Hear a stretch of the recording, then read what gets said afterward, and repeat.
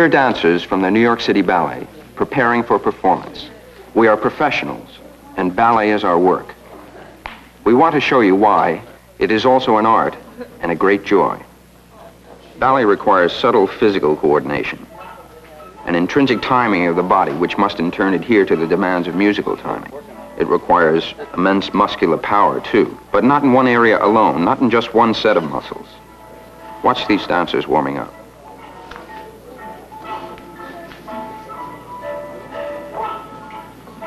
The power thrust down through the leg is different from the power holding the hand and arm in delicate extension. Every part of the body must be working in separate and yet connecting ways, with different degrees of energy expended, still all for the same result. That discipline enables us to ride on the music, to move on it, above it, and in our own way, reveal it to you. It takes a lot of practice to make all of this happen. This is Jonna Kirkland. At 19, she is one of our most promising young dancers. Jonna describes herself as a high school dropout. As a child, she used to ride and ice skate, but she gave that up, along with her studies, in order to dance full time. Mr. Villella.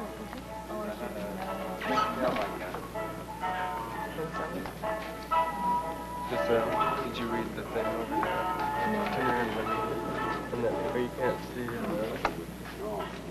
it's card. Monty Morris agrees that life as a dancer takes almost all her time.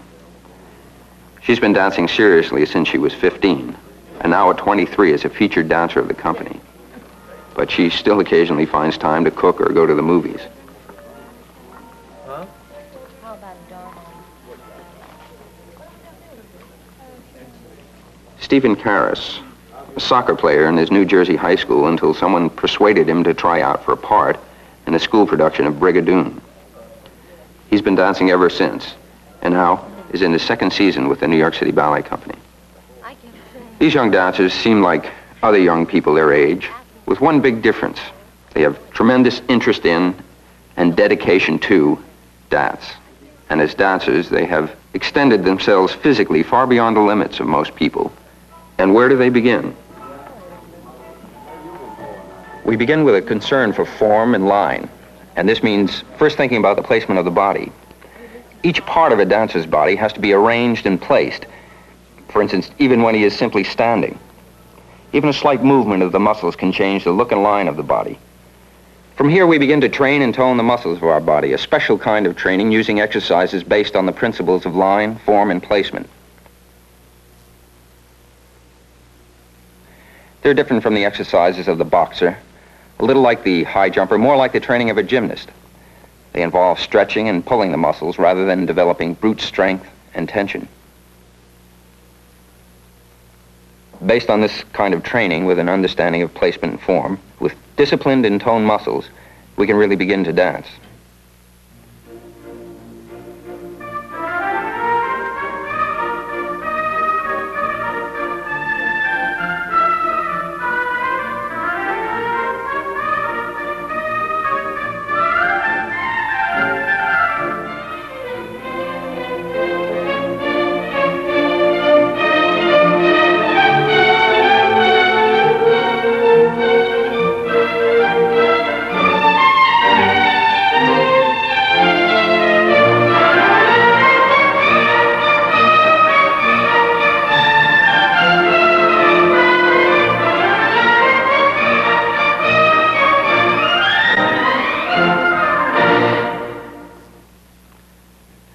Let's look at one moment out of that dance.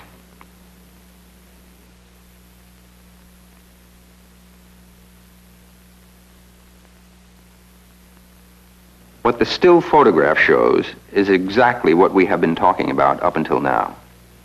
Technique, line, and form. But this to us is not yet dancing. It's only a few photographs. What goes on between them is dance.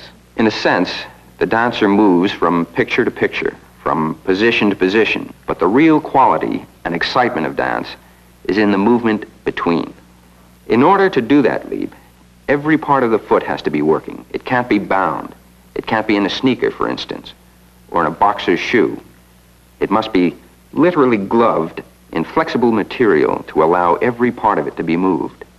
This is particularly true of the male dancer who must feel the floor.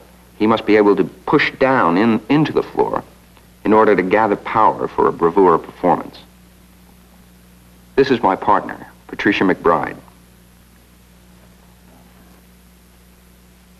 For the ballerina, there is the same concern with placement, with disciplined training, the same coordination and timing of each part of the body, but to different effect. Look at my shoes, for instance. They are designed to help me stand on point, on my toes. Like Eddie's shoes, mine must fit like a glove, respond perfectly to the movements of my feet, and yet give support as well. They are made by hand, and no two pairs are alike. I can't just put on a new pair and dance. I work with them, feel my feet inside the shoes. A pair of shoes lasts about an hour or less, and I can go through a pair of shoes in an evening's performance. And its invention in the 19th century opened a whole new world of choreographic possibilities.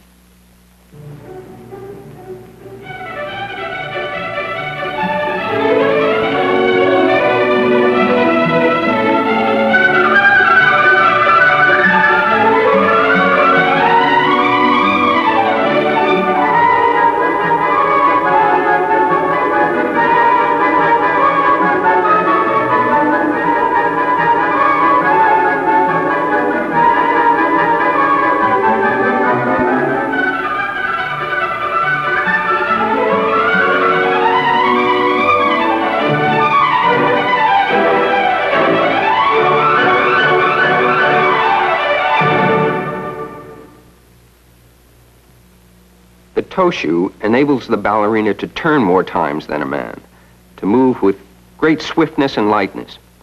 But at the same time, this freedom and delicate balance requires assistance and support from the man. She needs a partner, as in this excerpt from the Tchaikovsky Pas de Deux, choreographed by George Balanchine.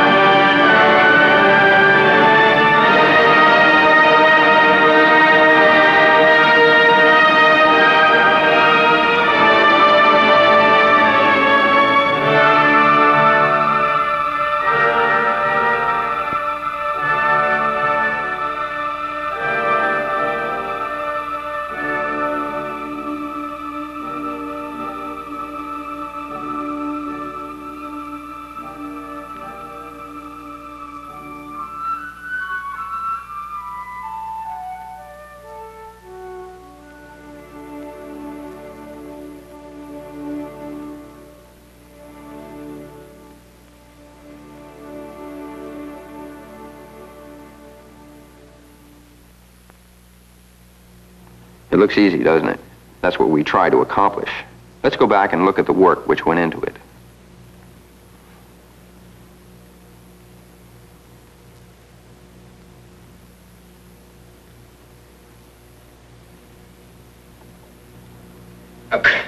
The only trouble with that is that we did it nice and slowly. We don't have music, so the whole thing is faster. The tempo's quicker. It has to go smoothly. You know what happens? I always do this song and I miss the position here. From here, here, and my arm should go through here, right? Before I turn. Yeah. Is that better? Yeah, it's much better. You know, when it's right over, you know, if my hand is placed. Makes a difference. And you're forward. There we go. No problem. I'll try and do it. Yeah, I'll try and do it. Much more? Yeah. I'll just step up. We develop a rapport as we work. It's an experience as satisfying in its own way as the total freedom of the solo dancer. We become sensitive to each other. To partner demands constant awareness. Your mind can't be tired. Must be right there every minute, anticipating and being slightly ahead of her every move. We've just seen a work by a 19th century composer, Tchaikovsky, choreographed by a 20th century choreographer, George Balanchine. An interesting combination. However, to really understand the 19th century romantic style, the ballet Giselle is more to the point. Here, its challenges are more formalized, more of a mime challenge, more posturing, more posing. In that sense, to tell a dance story. For instance, we have the gestures, I, you, love, I swear, or I'm sad, I'm in despair. Where are you? Stop. The story of Giselle, a peasant girl who dies of a broken heart when she learns that Albrecht, who in reality is a prince and who has been courting her and posing as a peasant, is a perfect example of this older 19th century tradition. Albrecht's entrance in the second act, when he's looking for Giselle's grave, illustrates this point.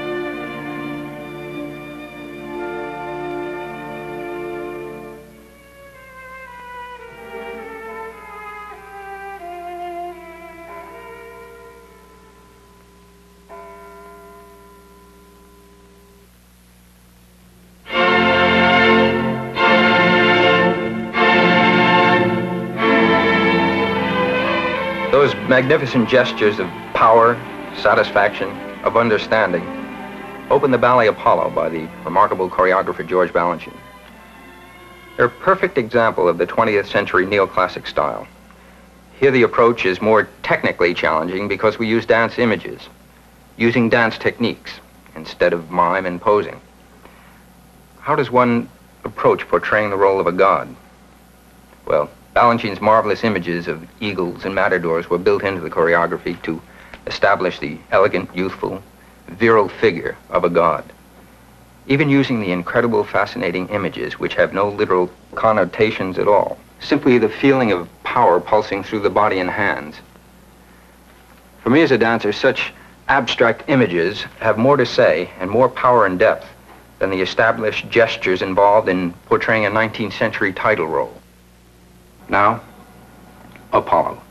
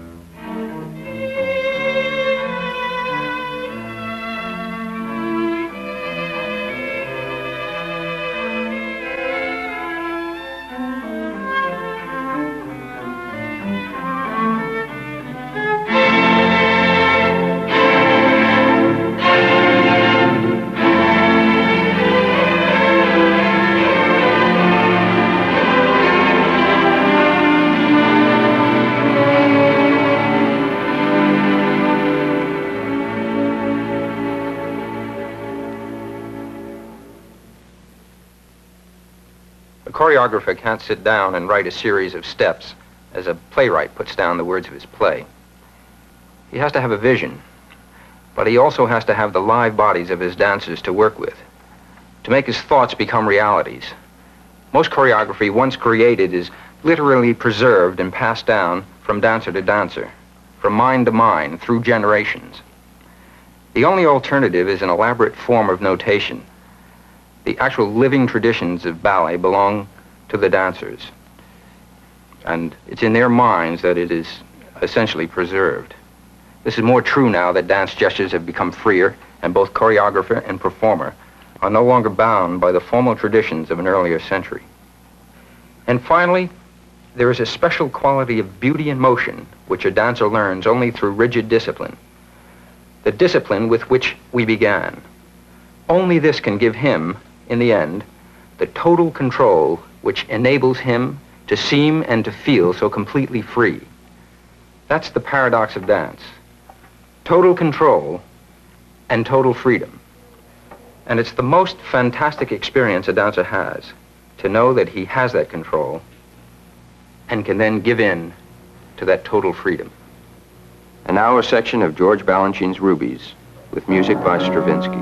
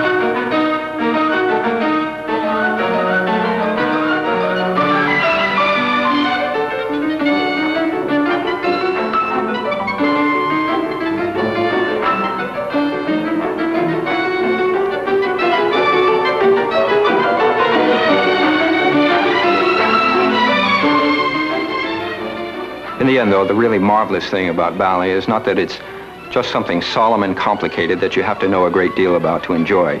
For us, there's great wit to it. There's great fun. And most of all, it's tremendously exciting for us to perform, and we hope for you to view.